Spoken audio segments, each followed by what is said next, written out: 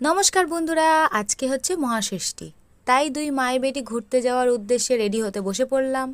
আর আমার মেয়েকে রেডি করা একটু সহজই ব্যাপার, কারণ জামা কাপড়টা ও নিজেই পরে নিতে পারে, আর অনেক অ্যাক্সেসরিজও ও নিজেই পরে নিতে পারে।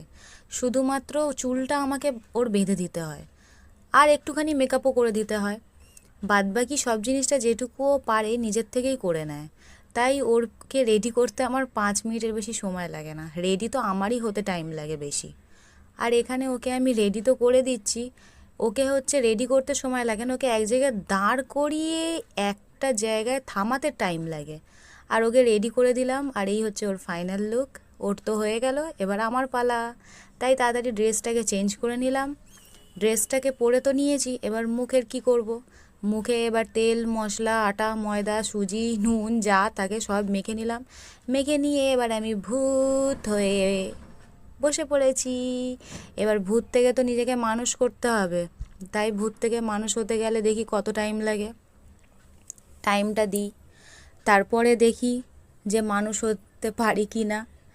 এবার দেখি একটু মানুষের মতন তো লাগছে, তাই নকশা ন্যাকামোটা বজায় রেখেই এই যে কানের দুলটা পরছি এখন, যেটা খুবই ভাইরাল।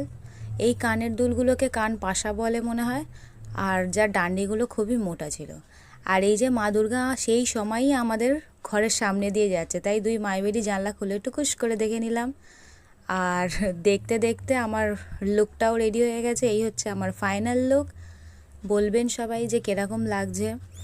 আর দেখা হবে পরের ভিডিওতে। টাটা।